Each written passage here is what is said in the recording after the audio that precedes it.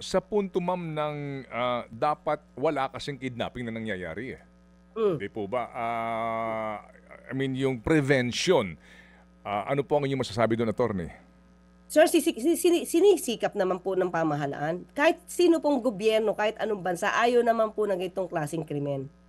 Pero hindi po ito maiiwasan kung may ganyang klaseng mga pagbabanta, kailangan din po talaga ng tulong, no? Ng ng tao.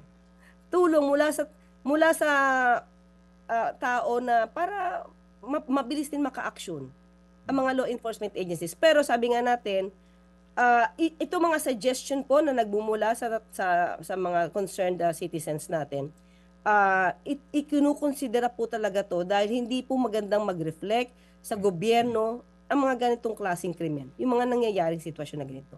Kaya Opo. asahan niyo po na mas mabilis pa po ang pag-aksyon ng gobyerno, basta po rin ang kooperasyon po ng tao ay kailangan din po natin.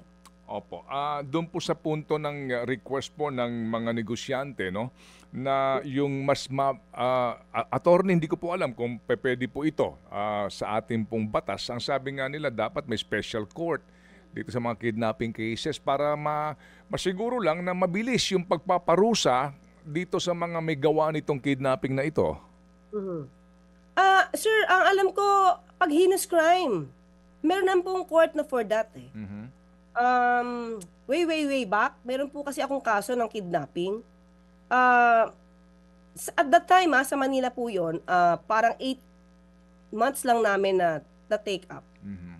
Natapos agad. Pero as of now, Sir Ted, itatry ko po alamin kung ano, papamonitor po natin ano na ba ang sitwasyon pag mga ganitong klaseng kaso.